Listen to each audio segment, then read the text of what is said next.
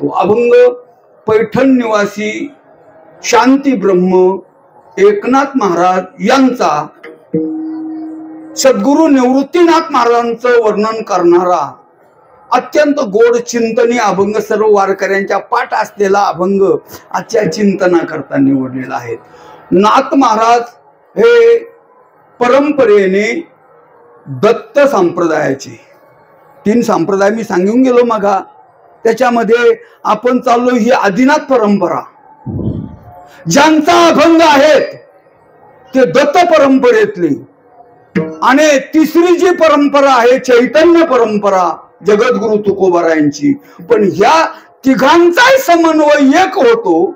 त्यांची एक वाक्यता, त्यांचे उपदेश एक, त्यांचं ज्ञान एक, त्यांची उपासना एक, त्यांच्या तत्वामध्ये भेद नाही. दिसायला फक्त या 3 परंपरा आपल्याला दिसतात. आता आदिनाथ परंपरेचा आपण अभंगच निवडलेला आहे. ज्यांचा अभंग घेतला त्यांची दत्त परंपरा आहे. जो निर्गुण निराभास बोला जेथुनी उद्भव शबल ब्रह्मास आदि नारायण म्हणती ज्यास जो सर्वासी आदि गुरु तयाचा ब्रह्मा अनुग्रहित ब्रह्मा अत्रीस उपदेशित अत्री पाद प्रसादित श्री अवधूत दत्तात्रय परंपरा सहस्रार्जुन यदु दुसरा जनार्दन शिष्य तिसरा केला खरा कलियुगी जनार्दन कृपेस्तव दान समूळ निरसले भवबंधन एका जनार्दनी दान झाली संपूर्ण परंपरा. विठाला विठाला.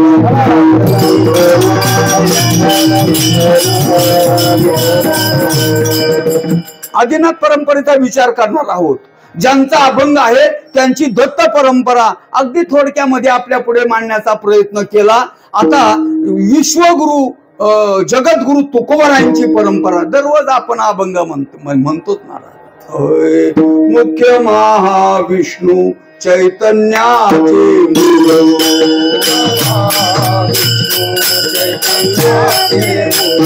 संप्रदाय फळ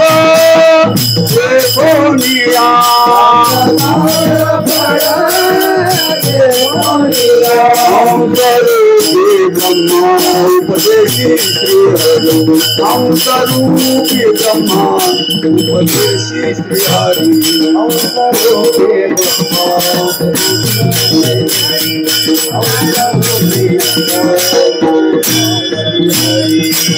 मुख्य महाविष्णू चैतन्याचे मूळ संप्रदाय फळ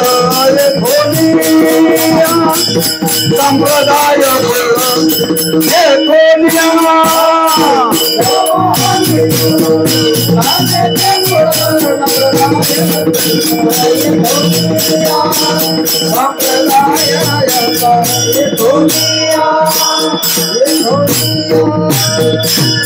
जसा त्रिवेणी संगम आहेत ना, या तिन्ही परंपरेचा संगम आहे पंढरपुरामध्ये.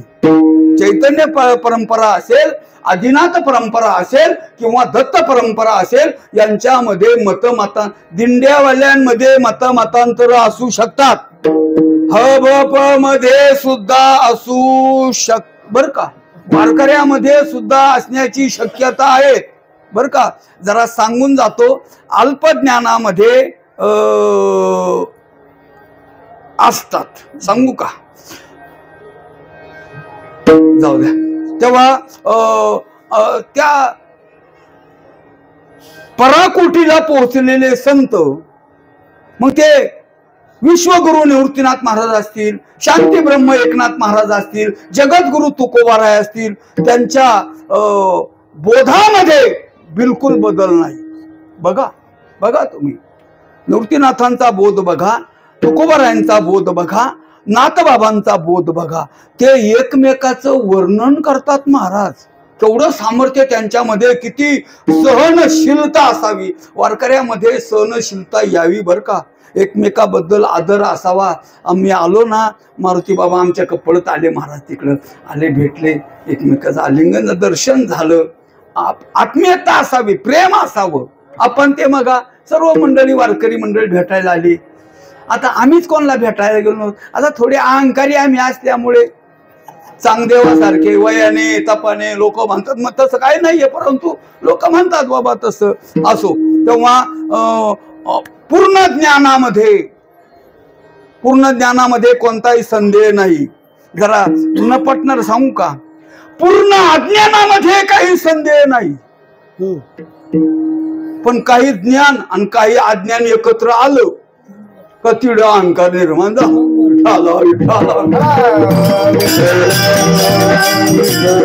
महात्मे पूर्ण ज्ञानाला पोहोचेल, त्यांच्यामध्ये कोणताच भेद नाही महाराज. भेदाभेद भ्रम अमंगळ, विष्णुमय जग वैष्णवांचा धर्म, त्यांच्या ठिकाणी कोणताच भेद नाही. अज्ञानामध्ये काही विषय नाही महाराज. हे बघा, श्रवण करणाऱ्यामध्ये ना 3 प्रकार आहेत. बघा तुम्ही चांगलं लक्षपूर्वक बघा. जे पूर्ण चित्त देऊन ऐकतात त्यांना कोणतीही शंका निर्माण होत नाही. जे अजिबात काही ऐकत नाही त्यांनाही कधी संदेह शंका निर्माण होत नाही. पण ज्यांची बॅटरी डिम फुल आहे ना, काही ऐकत काही सोडून देतो, तर काय झालं मग ते असं का नाही सांगितलं आणि तसं, याला शंका निर्माण होते. याचा अर्थ पूर्ण ज्ञानामध्ये संदेह नाही, पूर्ण अज्ञानामध्ये संदेह नाही. मधलं जे काही असतं ना, संपूर्ण कुंभो न करोति शब्दम, शास्त्रकार सांगतात बर का. असो, तेव्हा हे पूर्ण बोधाने भरलेले महात्मे विश्वगुरु निवृत्तीनाथ महाराजांचं वर्णन आणि संत शांती ब्रह्म एकनाथ महाराजांचा अधिकार रात्री मी कीर्तनामध्ये सांगितला. रात्री आमचा अभंग होता, धन्य आज दिन संत दर्शनाचा, अनंत जन्मीचा शीन गेला. नाशिक रोडला कीर्तनामध्ये तो अभंग आजही नाथांचा. कारण तुम्हाला सांगतो, त्याचे काही तात्विक कारण आहेत. नाथांच्या गाथेमध्ये निवृत्तीनाथ महाराज स्तुती आलेली आहेत. निवृत्तीनाथ महाराजांचं चिंतन आलेलं आहे. निवृत्तीनाथा संबंधाने जेवढं वर्णन नाथांच्या गाथ्यामध्ये सापडतं, इतर कुठं तेवढं सापडतं, पण तेवढं सापडत नाही. एवढं निवृत्तीनाथांचं वर्णन केलं असेल. त्याच्या पाठीमागची मोठी भूमिका आहे. ज्यांना समाधीमध्ये दर्शन दिलं, हे कैवल्याचा पुतळा, हे जर कैवल्य पुतळा आहेत तर यांना घडवणारे निवृत्तीनाथ महाराज काय असतील. चांगला विचार बारीक केला नाथांनी आणि विश्वगुरु निवृत्तीनाथ महाराजांचं वर्णन केलेलं आहे. जरा एक तुम्हाला पटेल कन्ना पटेल मला काही माहिती नाही, परंतु संत साहित्यामध्ये जेवढं काही घडलेलं आहे, घडत आहे आणि घडणार आहे, तेवढंही सामर्थ्य निवृत्तीनाथ महाराजांचं आहे. लक्षात ठेवा, जे काही घडून गेलं, जे काही घडत आहे आणि पुढे काही संप्रदायामध्ये घडणार आहेत ना, ते सर्वची सर्व सामर्थ्य आम्ही छातीला हात लावून सांगतो, ते विश्वगुरु निवृत्तीनाथ महाराजांचं आहे. म्हटले, हो महाराज, आम्ही बरेच ग्रंथ वाचले, आम्हाला तुकोबारांच्या चरित्रामध्ये काही भाग सापडला, माऊलीच्या चरित्रामध्ये भाग सापडला, आम्हाला नाथांच्या चरित्रामध्ये, निळोबारांच्या चरित्रामध्ये, अन्य संतांच्या चरित्रामध्ये भाग सापडलेला आहे. परंतु निवृत्तीनाथ महाराजांच्या चरित्रामध्ये आम्हाला तसा काही चमत्कार वगैरे वगैरे वगैरे काही सापडलं नाही, आम्हाला ते पाहायलाच मिळालं नाही. एक जरा छोटासा दृष्टांत सांगतो. छोटासा दृष्टांत म्हणजे गोष्ट नाही, आपण वारीला चाललोय, ते काही आपलं खेड्यावरचं कीर्तन नाही, लाईव्ह चालू आहे पुन्हा. ऐका, दृष्टांत असा आहे, भारतीय महायुद्ध, कौरव पांडवांचं युद्ध. एका बाजूने 11 औक्षणी सैन्य आणि एका बाजूने 7 औक्षणी सैन्य, एकूण 18 औक्षणी सैन्य भारतीय महायुद्धामध्ये लढलं. जास्ती सैन्य कोणाचं होतं? पटकन बोलत चला, वेळ नाही आपल्याकडे. जास्ती सैन्य कोणाचं होतं? कौरवांचं. मोठमोठे वीर कोणाकडून होते?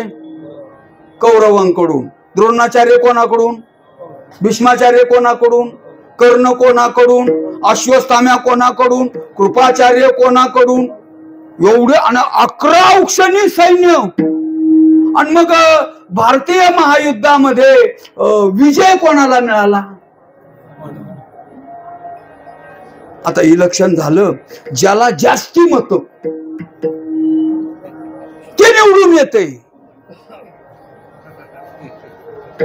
राजकारणामध्ये, धर्मकारणामध्ये असं नाही. ज्याच्याकडून जास्ती सैन्य आहेत तो जिंकेल असं नाही.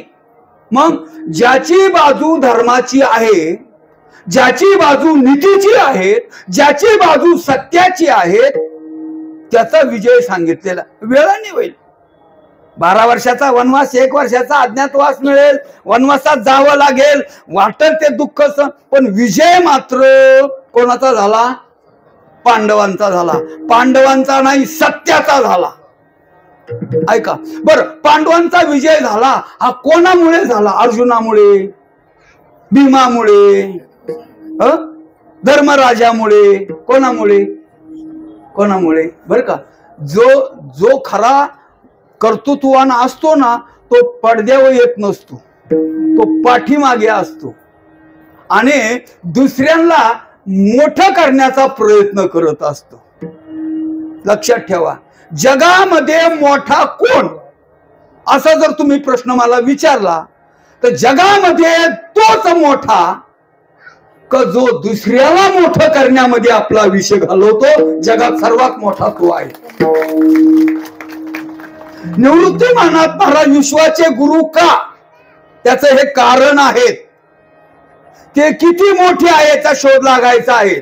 पण त्यांनी ज्ञानोबराला इतकं मोठं केलं, इतकं मोठं केलं, इतकं मोठं केलं. वैष्णव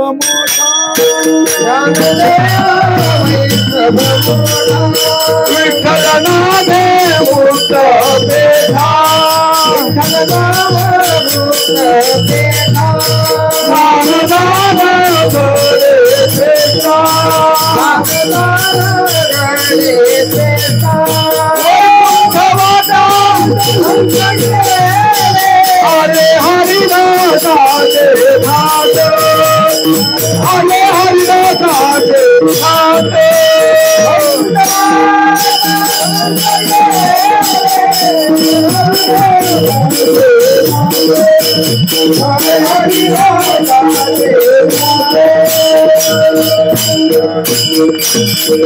आता महाभारतामध्ये युद्ध जिंकलं कोणी? शेवटच्या वेळेस अर्जुनाने वरच्या गुंड्याच काढल्या. कारण मी युद्ध जिंकलं. भीम म्हणे गपरे, 60,000 हातीचं बळ आहेत, 60,000 खंड्याची गदा आहेत, मी माझा नंबर आहे. धर्मराजा म्हणे तुम्हाला काय माहिती, मी काय. त्या भीमाचा बब्रू नावाचा मुलगा होता. बब्रू बर का, ते युद्धाला आलं होतं. त्याच्याकडे एवढं सामर्थ्य होतं का कौरव आणि पांडवांचं तेवढंही सैन्य एकठात मारित होता. त्याला विचारलं भगवंतानी, बब्रू अरे तू युद्धाला आला, तू कुणी युद्ध करणार? म्हटले ज्याची बाजू पडती असली का तिकडून मी उभा राहणार. भगवान म्हटले मला तर कौरवांची बाजू पाडायची आहे आणि हे तर तिकून उभं राहणार. हे तर न आवरायसारखं आहे, पहिलं हे घालवलं पाहिजे. आपल्या माग फिरतो दुसऱ्याचा प्रचार करीत, हे काय कामाचं? बर का, हे तर आपलेच मत फोडायला लागले, पण हेच नको. मग काय केलं? त्याला सांगितलं बब्रू तू जी बाजू कमी पडेल तेव्हा लढ, परंतु एक कर, तुझे चुलते काके आहे त्यांनाही विजय मिळाला पाहिजे, त्यांचं सैन्य कमी आहेत, त्यांना विजय मिळावा म्हणून विजय प्रार्थना कर. मध्यरात्री जो रणखांब आहेत ना तो पूजण्याकरता तू जा बाबा. हे कोणाला सांगितलं? बब्रूला. आणि त्याच्या बापाला म्हणजे भीमाला सांगितलं, भीमा लक्षात ठेवायचं. मध्यरात्रीला कोणी जर हा रणखांब पुजायला आला, कुठलाही कोणत्या दिंडीतला विचारायचाच नाही.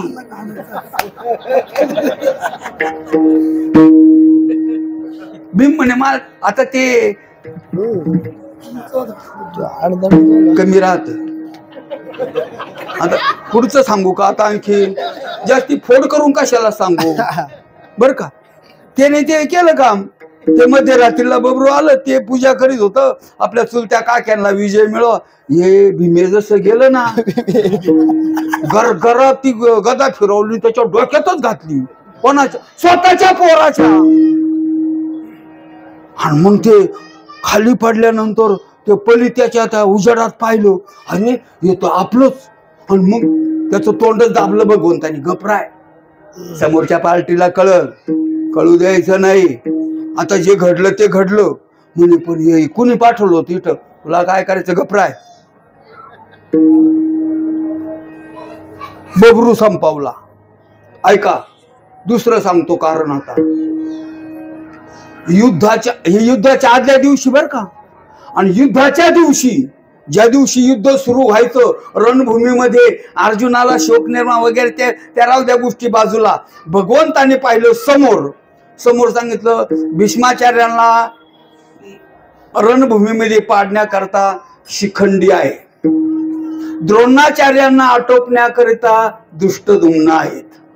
नरोवा का कुंजरा करून तो त्याचं काम करणार, कारण यांचं पूर्वीच वैर आहेत. परंतु बळीराम दादाला कसं आटपवायचं? मग भगवंताने एक युक्ती केली. एक सेवकाला बोलवलं, त्याच्या कानात सांगितलं पलीकडे जायचं, बळीराम दादाच्या रथावर चढायचं, त्याच्या कानाला तोंड लावायचं आणि त्याला विचारायचं आपले रथ, हाती, घोडे, 56 कोटी यादव सर्वची सर्व आणले का? तेव्हा हा म्हटला का खाली उतरायचं आणि माझ्याकडे यायचं, माझ्या कानाला तोंड लावायचं. आणि हे करीत असताना दुर्योधनाने पाहिलं पाहिजे, ते लक्षात ठेव. म्हणजे तुला काय करायचं बाकीचं? आणि मग ते सेवक हे करावे. तो गेला युद्ध सुरू व्हायच्या अगोदर बर का.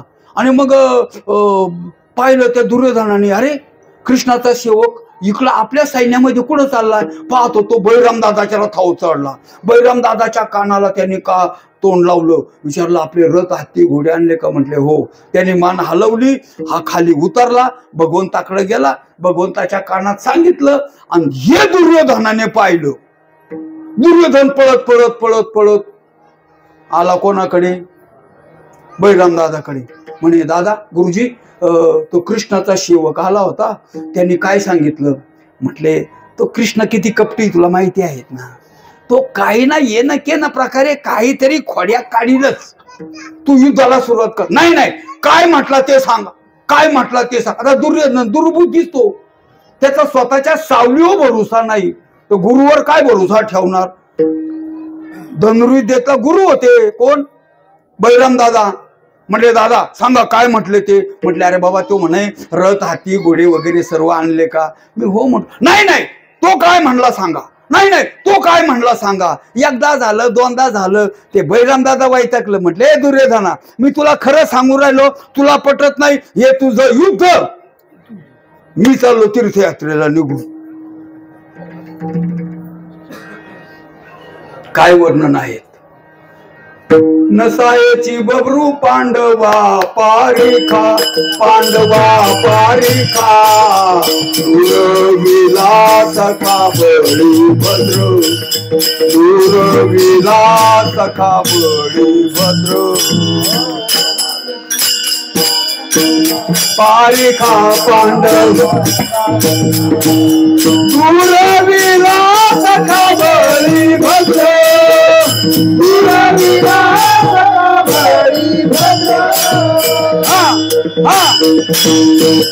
असे एक नाही महाराज, बंदास महाराज, असे कितीतरी शेकड्याने पुरावे आहेत. असे भगवंताने ते युद्ध कला कौशल्य केलेलं आहे.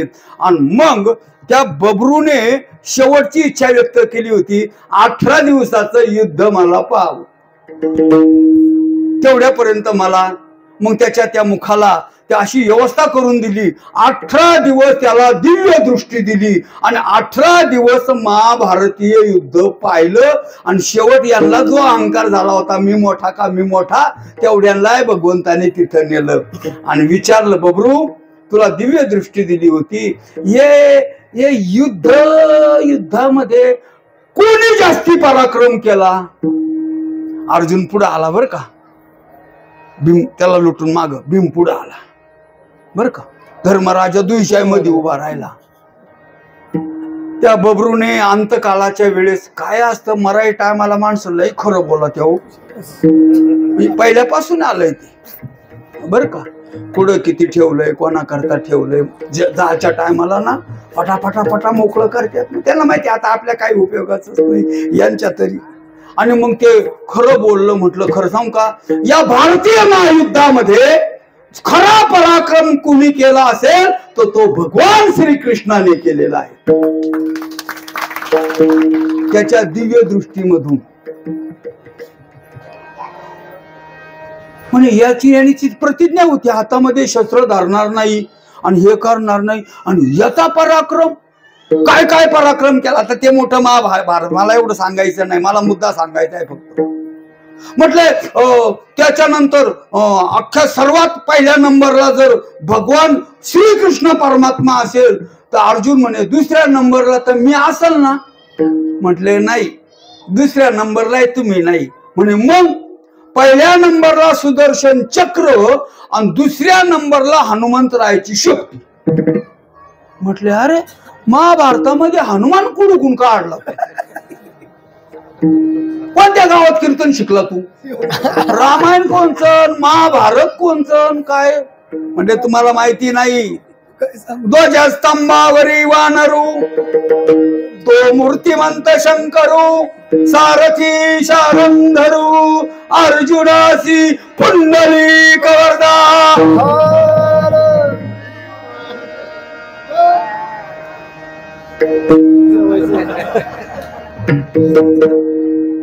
ऐका, रथावर हनुमंतराय होते, त्यांनी सामर्थ्याने दुष्टांचा नाश केलेला आहे. भगवान श्रीकृष्णाने तो नाश केलेला आहे कौरवांचा, दुर्जनांचा. मात्र ते पुढं पडद्यावर दिसत नाही. हनुमंतराय पडद्यावर दिसत नाही भारतीय महायुद्धामध्ये, भगवान कुठं दिसत नाही. हा झाला दृष्टांत.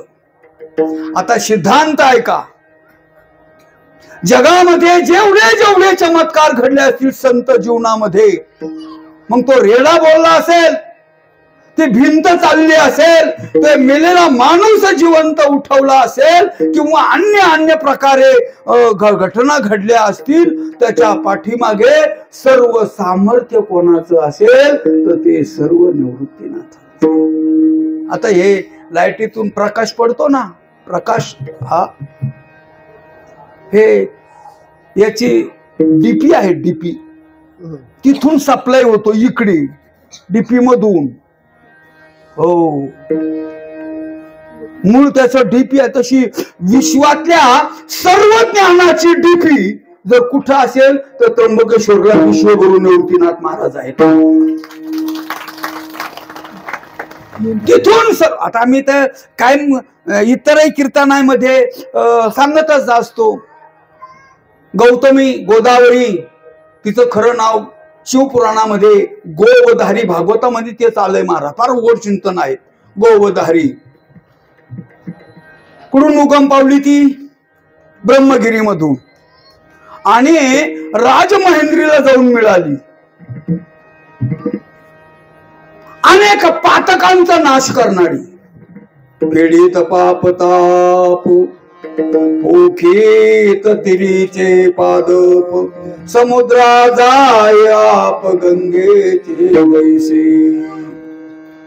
त्या तीर्थाचं नाव जरी घेतलं, नाव वाचे म्हणता गंगा गंगा, वाचे म्हणता वाचे म्हणता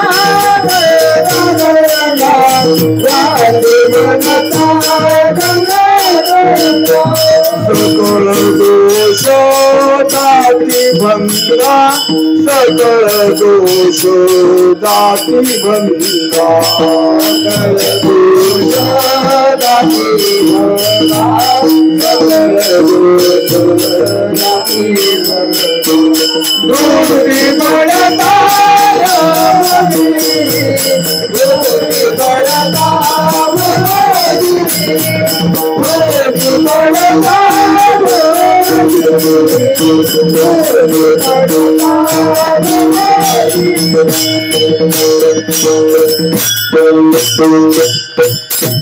सर्वोत्तम तीर्थ आहे बर का. वाचे म्हणता गंगा गंगा. सर्वोत्तम क्षेत्र आहे त्र्यंबकेश्वर. जगामध्ये तीर्थ आहेत पण विश्वनाथ त्र्यंबक भगवान हा स्वयं तीर्थराज आहे.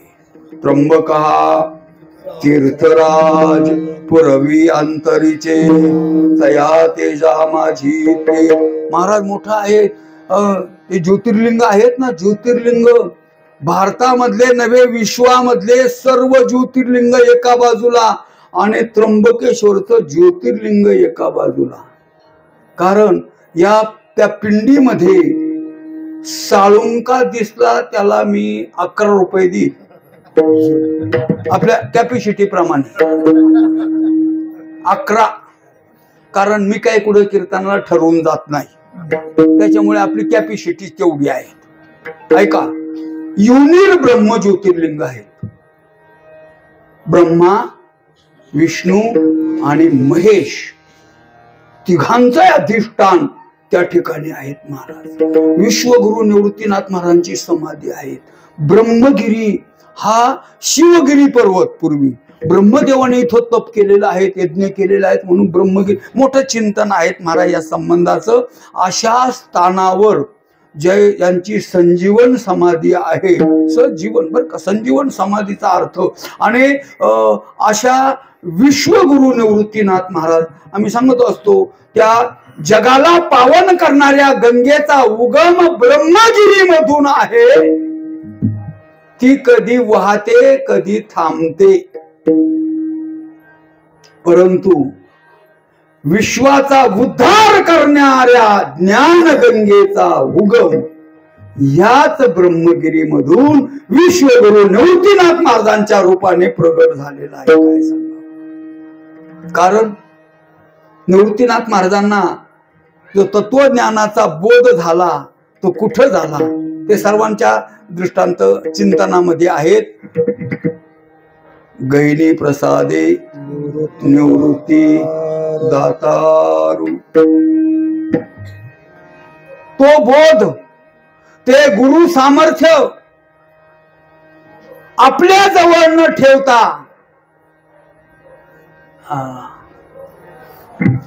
माऊली म्हटले माझ्याकडे वाटण्याचं काम दिलेलं आहे. निवृत्तीने दिधले माझे हाती निवृत्ती माझे हाती माझे हाती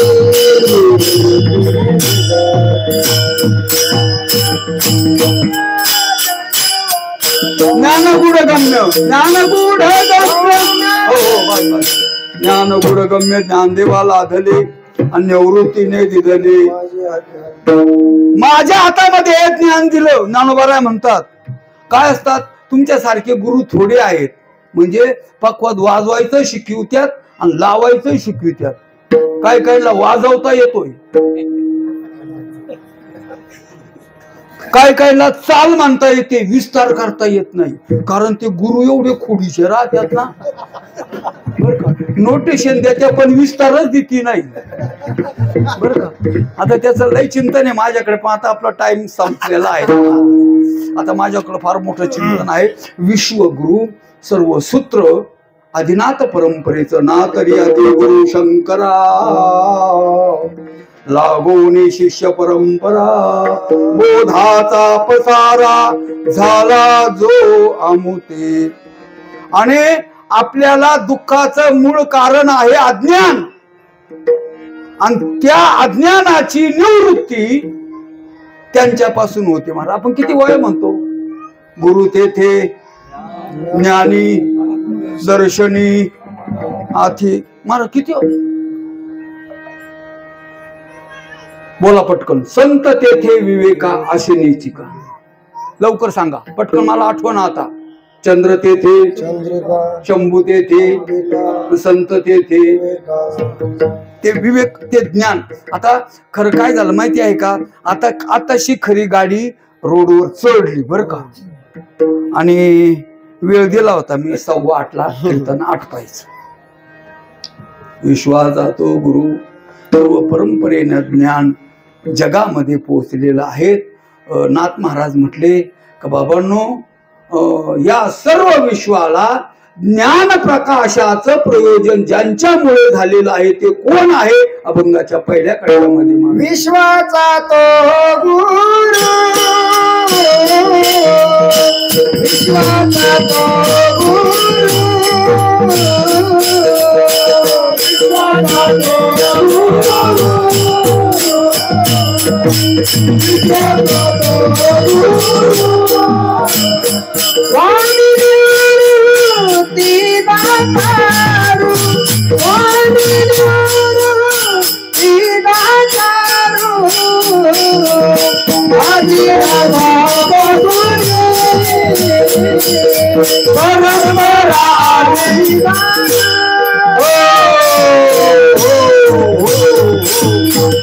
विश्वाचा तो गुरु स्वामी निवृत्ती दातारू, आदिनाथापासून परंपरा आली जाणू.